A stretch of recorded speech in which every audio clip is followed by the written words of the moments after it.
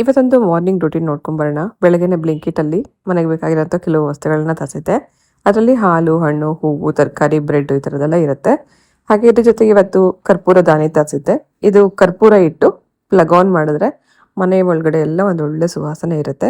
ಪೂಜೆ ಟೈಮಲ್ಲಿ ಅಷ್ಟೇ ಅಲ್ಲದೆ ಮನೆ ಒಳಗಡೆ ಒಂದು ಒಳ್ಳೆ ಸ್ಮೆಲ್ಗೋಸ್ಕರ ನಾವು ಕರ್ಪೂರ ದಾನಿನ ಉಪಯೋಗಿಸ್ಕೋಬೋದು. ಅನಂತರ ಅಡುಗೆ ಮನೆ ಕ್ಲೀನ್ ಮಾಡ್ಕೋತಾ ಇದ್ದೀನಿ.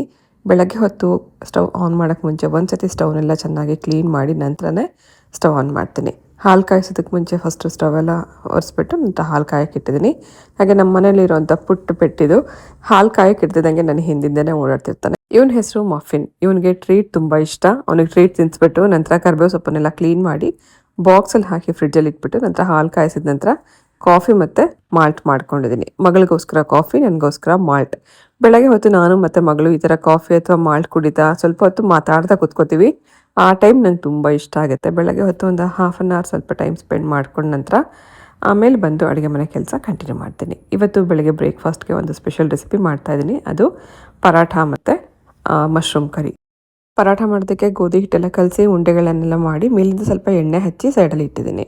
ಹಾಗೆ ಮಶ್ರೂಮ್ ಕರಿಗೆ ಫಸ್ಟು ಮಸಾಲೆ ಹುರ್ಕೋತಾ ಇದ್ದೀನಿ. ಹುರ್ಕೊಳ್ಳೋದಕ್ಕೆ ಎಣ್ಣೆಯಲ್ಲಿ ಚಕ್ಕೆ, ಲವಂಗ, ಜೀರಿಗೆ, ಮೆಣಸು, ಈರುಳ್ಳಿ, ಟೊಮೆಟೊ, ಗೋಡಂಬಿ ಹಾಕಿ ಚೆನ್ನಾಗಿ ಮೆತ್ತಗಾಗೋವರೆಗೂ ಹುರ್ಕೊಂಡ ನಂತರ ಇದಕ್ಕೆ 1.5 ಸ್ಪೂನಷ್ಟು ಧನಿಯಾ ಪುಡಿ ಹಾಕಿ ಮಿಕ್ಸ್ ಮಾಡಿ ಇದನ್ನು ನುಣ್ಣಗೆ ರುಬ್ಬಿ ಸೈಡಲ್ಲಿ ಇಟ್ಕೋಬೇಕು.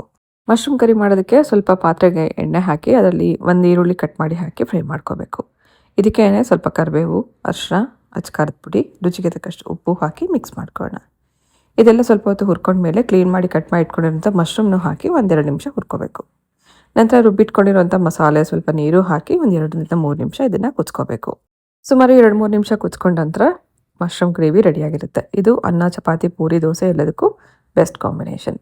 ಪರಾಠ ಮಾಡೋದಕ್ಕೆ ಒಂದು ಅಗಲವಾಗಿರೋಂಥ ಚಪಾತಿ ಲಟ್ಟಿಸ್ಕೊಂಡು ಅದರಲ್ಲಿ ಸ್ವಲ್ಪ ಎಣ್ಣೆ ಹಚ್ಚಿ ಮೈದಾ ಹಿಟ್ಟು ಸ್ಪ್ರಿಂಕಲ್ ಮಾಡಿಕೊಂಡು ಈ ರೀತಿ ರೋಲ್ ಮಾಡಿ ಸುರುಳಿ ಹಾಗೆ ಸುತ್ತಿ ರೆಡಿ ಮಾಡ್ಕೋಬೇಕು. ಈ ರೀತಿ ಮಾಡೋವಂಥ ಪರಾಠ ಲೇಯರ್ಸ್ ತುಂಬ ಚೆನ್ನಾಗಿ ಬರುತ್ತೆ. ಲೇಯರ್ಸ್ ಚಪಾತಿ ಚೆನ್ನಾಗಿ ಬರಬೇಕು ಅಂದರೆ ಇದ್ರ ಮೇಲೆ ಪ್ರೆಷರ್ ಹಾಕ್ದಂಗೆ ನಿಧಾನವಾಗಿ ಲಟ್ಟಿಸ್ಕೋಬೇಕು. ಹಾಗೆ ಮೀಡಿಯಮ್ ಥಿಕ್ನೆಸ್ ಇರಬೇಕು. ಇದಕ್ಕೆ ಬೇಯಿಸುವಾಗ ಎಣ್ಣೆ ಅಥವಾ ತುಪ್ಪ ಸೇರಿಸ್ಕೊಂಡು 2 ಕಡೆಗೂ ಈ ರೀತಿ ಬೇಯಿಸಿ ನಂತರ ಇದನ್ನ ಕೈಯಲ್ಲಿ ಸ್ವಲ್ಪ ಪ್ರೆಸ್ ಮಾಡೋದ್ರಿಂದ ಲೇಯರ್ಸ್ ಓಪನ್ ಆಗುತ್ತೆ.